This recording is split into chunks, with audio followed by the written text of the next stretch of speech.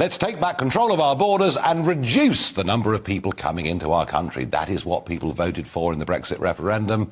They voted for it again in the European election of 2019. They voted for it again in the general election in December of 2019. But it's not happened because the legal net migration figure yesterday was an astonishing 600,000. But the Migration Observatory from Oxford are predicting that even by 2030, net migration will still be pushing 300,000 a year, more than before the Brexit vote. Well, Dr. Mike Jones is Executive Director of Migration Watch. The 600,000 figure, Mike, was a huge figure, partly because of people coming, refugees from Hong Kong, Ukraine, etc. But we're also told huge numbers of students are coming to the United Kingdom. Some suggestions they shouldn't be included in the net migration figures, because there seems to be an assumption amongst our political class that all these students, once they finish, go home, but they don't really, do they? No, well, obviously students have to be included in the net migration figures because of population pressures on housing, on infrastructure, on public services. So it's right and proper that they are included in the statistics. In terms of leaving the country, the Migration Observatory, in their forecasts, I believe are being overly optimistic. Do you? Because their assumptions are based on 21% of students remaining in the country long term. But Robert Jenrick has cited a figure closer to 40%. So that requires clarification because that puts a spanner in the works in terms of the forecasts. I mean, being a foreign student, the universities love it because they pay quite a lot of money to come every year.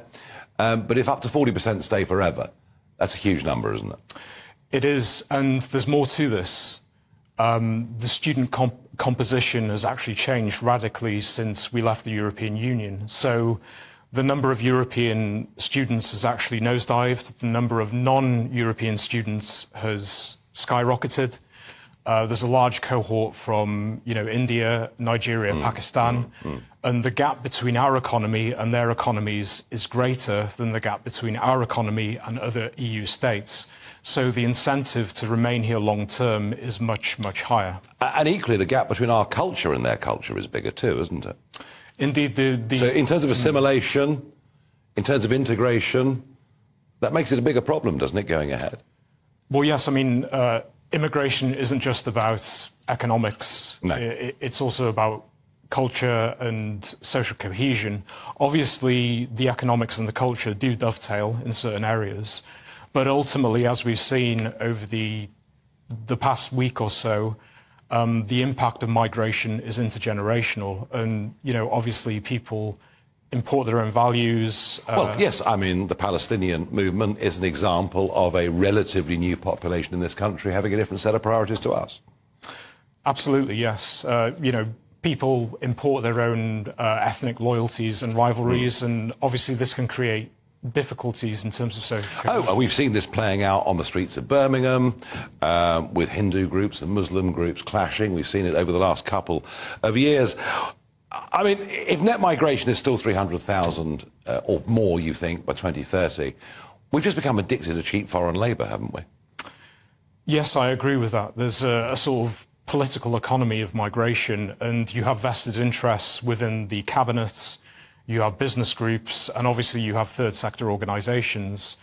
So there is a pressure there to either maintain the status quo or actually increase the numbers. No, there is. And a final thought on illegal immigration stroke asylum. So many strong, bellicose words from successive Home Secretaries.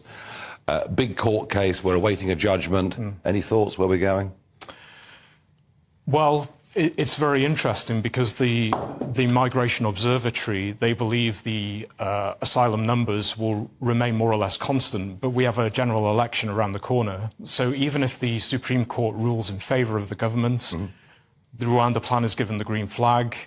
If Labour come into power, they will scrap Rwanda, they will amend and water down the illegal migration plan.